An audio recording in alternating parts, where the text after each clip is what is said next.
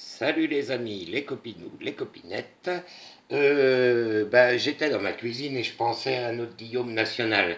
Voilà, comme il bouffe avec Laurent de la mayonnaise, qu'on en avait parlé dans un live à Géza. Alors, comme ce soir, moi je faisais une salade de thon, de riz, un peu à la russe, la niçoise, on sait pas, moi, enfin ça nourrit son homme et c'est naturel, hein.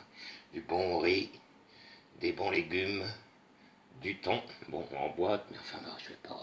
On est à Bourges, hein, j'habite pas le bord de mer. Bon, la question n'est pas là. Je voulais faire une petite mayonnaise et montrer à notre Guillaume et à notre Laurent que c'est très simple. Alors, on sépare le blanc des jaunes. Voilà, on garde le jaune dans un bol. On prend de la moutarde de Dijon, une cuillère. Hein. Il faut mettre le paquet quand même. Il faut ce qu'il faut.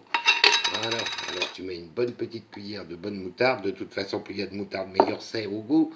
Voilà, hop, ça, on débarrasse. Voilà, on touille. Alors, moi d'habitude, je la fais à l'huile de pépin de raisin. C'est meilleur pour les boyaux, comme on dit dans le Berry, les boyaux, c'est là-dedans. Voilà, tu touilles. Bon, mais là, on va le faire à l'huile vite fait.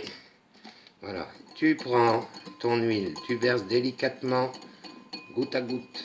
Voilà, ça doit donner un aspect un peu gluant autour et ça commence à prendre forme dedans. C'est pas évident de bouger l'appareil et de vous montrer. Attends.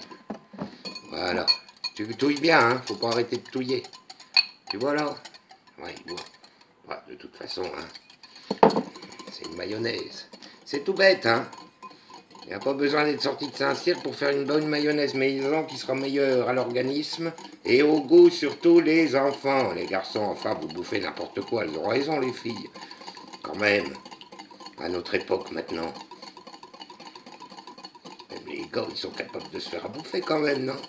Alors, on continue à tourner. Petit à petit, ça monte.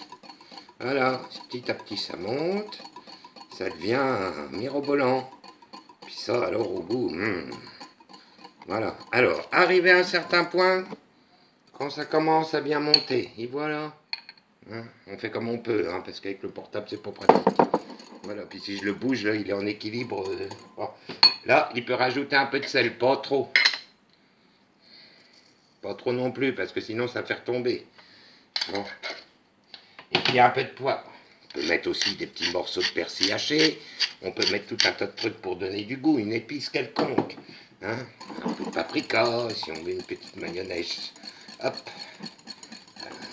Qui danse la mazurka. De l'espelette pour un petit peu donner le côté flamenco de la chose. Hein. Voilà, du sud-ouest comme chez vous, là, les gars. Voilà.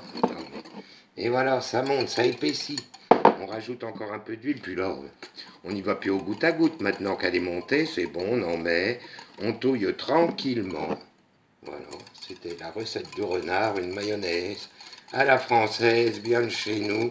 Mais ça, et alors là, les amis, tu vois mon Guillaume, mon Laurent, vous m'en direz des nouvelles. Eh bien, à tous et à tous, je vous fais un gros bisou. C'était la petite rubrique de cuisine de renard, les petites recettes, mais qui rendent bien service et qui coûtent pas cher, qui donnent de la bonne humeur, et on passe un bon moment dans sa cuisine. Je vous fais plein de gros bisous, je vous dis à bientôt. Je vais peut-être faire ce soir ou demain un petit live, j'ai des gens à vous présenter, puis de petites choses, de petites rubriques de ma chaîne. Voilà, pour les derniers potins. Voilà, je vous fais à tous et à toutes un énorme bisou. Ciao.